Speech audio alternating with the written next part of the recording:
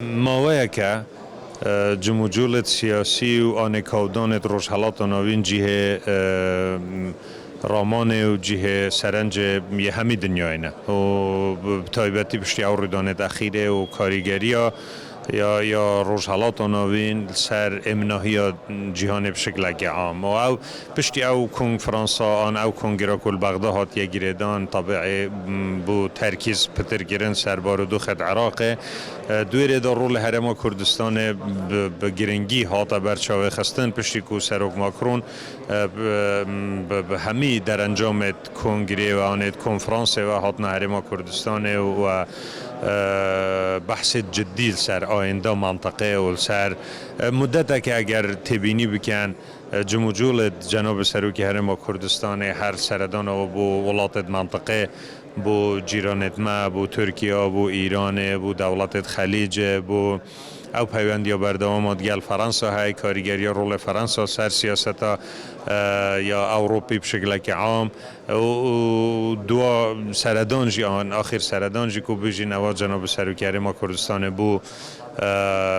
بریتانیا کرێ و شێوازê معاملەکردنê و شێوازê pêşwazîkirنê و girîngîdan ji bilî bijîn hazırbûna Serokweziran û pêşwazîkirineka resmî li astê pêşwazîkirinê li serokê dewleta li astê pêşwazîkirineka bilenda dîplomasî ji bilî hindê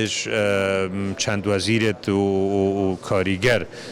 kabîna nû da û piştî destbikarbûna wan ew hemû amaje ne bû du tişta yek bû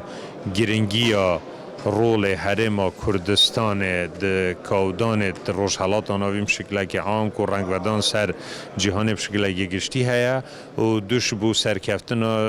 siyaset û dîplomasiyet û karê îdarekirina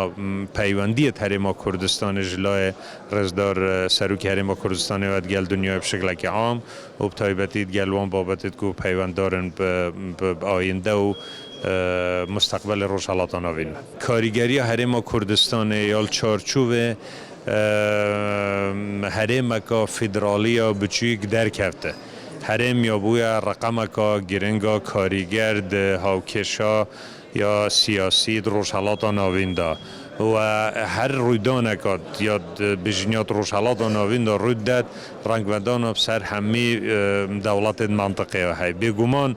ئیمارات یەکێشوان دەوڵەتێت و کاریگەریە خۆ و پێگێ خۆ هەی و پەیوەندیت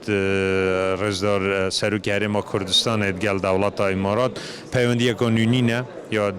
یا ژمێژە و بەردەوامیە هەی و بێگومان بەشداریبوونا هەرێما کوردستانەیە ڕەسمکردنا ئایندەیە یە ڕۆژهەڵاتە ناویندا